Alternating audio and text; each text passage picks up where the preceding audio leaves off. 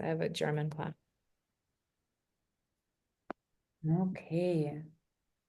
Good morning. So we are starting today to record kind of in the middle of a conversation we already had. We were both. I'm a little sick. I'm getting actually over a cold, not too bad. And Angela is getting over hosting. So we didn't feel like recording, but now we have decided to maybe it would be a good time actually to record to share what the process of rest could be and look like because it's so upfront in our lives right now. And it's challenging for everybody, I think. I know it's challenging for a lot of my clients to truly rest in a time where, in a culture where productivity is just valued above everything, in a time where we have so many distractions and demands Yeah. of things to do and information to consume. Yeah. So really understanding how to rest, which is being, and as we were talking about offline, being in a natural cycle, and the cycle of nature, connecting to the cycle of nature, because rest is natural, but we live life so unnaturally. And I think the thing that we were talking about is that both of us know the value of resting. We're health coaches, right? But doing it is another story. And it's not restful when you are uh, trying to just chill and do nothing, but you're worried about the fact that, your to-do list is still in your head and you're worried about the fact that you're not getting things done. That's not restful. Another thing I wanted to say that's not restful, that a lot of people rest this way, and it's not restful, is watching TV. Yeah. That is not restful. Your nervous system, especially the way television shows or movies are designed right now, they're designed to stimulate your nervous system. They have drama in them. Yeah, Things that are very, I go would say ahead. that's with all these tools, right? Social media, your phone, computer, internet, TV. These are all distractions more than aids Rest. for Right. rest. Yeah. Yeah, that's another way. I think that I don't actually have a television, and I don't actually watch a lot of TV, but I think scrolling is the new TV watching. Mhm. And they even call it doom scrolling Yeah, these days. which supposedly I have a friend, he's in the media world, and there, like there are studies for everything, but they kind of observe how the human attention span has declined on a broad spectrum. Like what was normal before to watch a 90-minute movie or a 2 hour, or even like there were movies out in the theater that lasted 3 hours, right? That newer generations are hardly capable of focusing for that amount of time on a consistent base because everything is designed in the meantime to kind of pull you, right? Your attention, that the attention span is getting less and less and less. And you might even see that.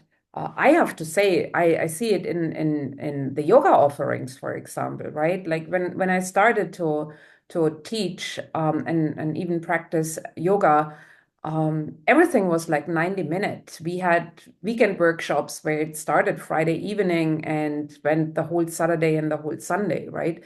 It was a workshop. Today you get like one workshop for 2.5 hours for the weekend, and then classes are like 60 minutes, 45 minutes, right? When you go to online platforms, they are 20-minute classes. I mean, this was not happening like 10 years ago. Yeah, because no one has time now. Everyone's so busy.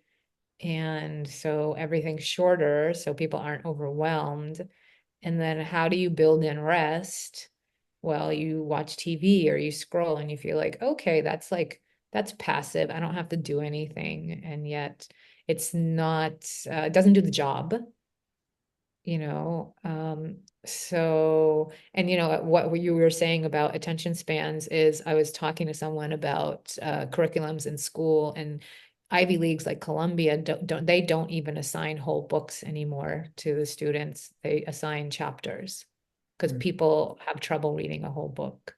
Mhm. And that's got to be social media and yeah, are the way, what everything Oh, you said. yeah, well, so on that terms, what like we just said that we also feel challenged to incorporate rest, but what have you done in the past that was helpful for you in regard to rest? Yeah, I mean, one of the things that I have built in is sauna time. Mhm. Mhm. So I have to get out of we talked about this before, but I shared that I need to get out of the house because I work at home. So my home is my office. So it has all of this kind of association of productivity. So when I'm at home, I feel like I need to be doing stuff. So it's very hard to relax in my home. So I leave my home, I go to the sauna, I sweat for 15 minutes, and then I take a very, very ice cold shower for a few minutes. And then that extreme heat and extreme cold, and there's a name for it, it's called hormesis. It's like good stress. Like that's really stressful for the body. Lots of hot, lots of cold, close together. And that just does something to the body where it just releases the nervous system so that I can lay down and rest. And then the the the the chair that I rest in is like one of those lawn chairs that you put your feet up The above your heart. anti-gravity, the anti-gravity chairs. Is that, yeah, well, I don't know what they're called, but anyway, they're, the feet are up or elevated above your heart, and that puts you into parasympathetic. So that combination of the heat and the cold and the heart, the legs above the heart, I can just pass out, and I do that for like 15 minutes. Sometimes if I really need it, I'll do it for half an hour. Um, so that is like I feel like deep rest, and I feel kind of like my nervous system is really um it's that state between wake and sleep where you're just kind of dreamy. That's a real rest on a nervous system level. Um, and your brain waves need to change from beta to alpha. Another thing that I've done is yoga nidra. It's a guided meditation. It's a passive form of yoga, and it's a guided meditation. And I found a class. I did it in San Francisco, 2 times a week. And my teacher had singing bowls. So it's that vibration. And I found one in Germany, and I do it. It's just once a week. It's every Tuesday. So I'd ride my bike there. So I'd move and be active, and then ready to lay down for an hour and listen to her voice, which is always yoga nidra teachers are always very soothing. It's like kindergarten, it's like nap time in kindergarten without the cookies. And then singing bowls. And I found that exactly when I needed it, which was really interesting. When my nervous system really needed it. And so yoga nidra is also helpful. Again, I could do that at home.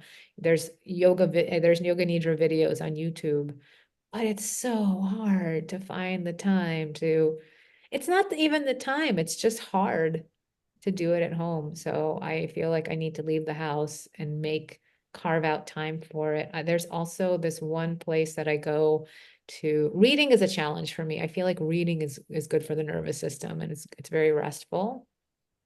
Um, and that's a challenge for me at home. So I feel like going to a cafe and doing it, Yeah, you it sounds know. to me like a recurring theme with all the activities you have mentioned. A recurring theme is like a interruption of a pattern, right? Like you are interrupting your day. You have a rhythm, a pattern. In your day when you are at home, it's your living space, it's your workspace, it's a space of memory making. you have friends there. So it's a very dense, full space, and you're detracting yourself. You're putting a pause there to do something else, right? So I think that's seems to be an important part. And as you were talking, I also thought about, you know, these are things I have done too already to, you know, give myself some rest. And also their recurring theme, like going out for a bike ride, going out for a walk, being in nature, like one thing I think that seems to be an important part in the rest is to pause, right? To literally pause, something that you're doing on a regular ritual pattern like habitual kind of way, and interrupt that and detract yourself from it. Right? So I don't know, that just came up for me when I was listening to you. Yeah. You know what? I just also what I was listening to you that came up for me was this idea of a beach vacation. Mhm. Like you can do vacations in very different ways, and a lot of people do vacations, active vacations, but my family, we would always do beach vacations and just kind of lying on the beach and laying in the sun and, reading a book and looking at the ocean. That to me is like really a symbol of ultimate rest. You're in nature, you're laying down, you're getting sunshine, there's nothing to do and it's okay. It's like that's Yeah. what you do at the And beach. other people, I was just thinking about my husband. He probably would turn into a nutcase. My husband too. For him, that would sound like horrible, Torture. very Yeah. stressful. So It's true. It's true. Nervous systems are different. And I just yeah, want to say that yeah, my husband pointed out to me that that would be very bad for his nervous system, and his nervous system needs movement. yeah. And Same I guess then in he with can Thomas. Yeah, rest. yeah. Right. So that's another point, right? Like you need to figure out what's good for you, right? Um, Soaking in a bathtub is something I really enjoy. Other people hate just the thought of shoveling, Yes. right? Yeah, Um, someone was talking about how, it's awful to be just soaking in your own, dirt. And I'm just like, I don't think about that. I just think, oh, oh, hot water, hot springs. yeah. Hot springs, it's better than a bath because, it doesn't have like all the crap that the tap water has. It's just mineral water, and minerals like magnesium and calcium. Those are the calming minerals, and lithium. These are the calming minerals. So minerals also are very important for calming the nervous system as well. So that's another way of like supporting your ability to even rest, because I think that a lot of people their nervous system is so jacked Mm. that when they try to stay still, they go crazy. And it's because Mhm. they're like depleted of all of the nutrients that gives their body some peace and calm. It's really important to, if that's you, to get to a place where you support your nervous system to be able to Right. rest. And it's really it's important. Maybe that's an important point, right? Like to make you really it's a highly individualized uh, approach, right? What's restful for one person might not be restful for another person, because also our histories are different, right? So it depends on where you are, if what kind of history you have, if you have any traumatic events that happened in your life that might need to be dealt with. You cannot expect someone to sit in a mindful state or restful state if their nervous system is completely like haywire, right?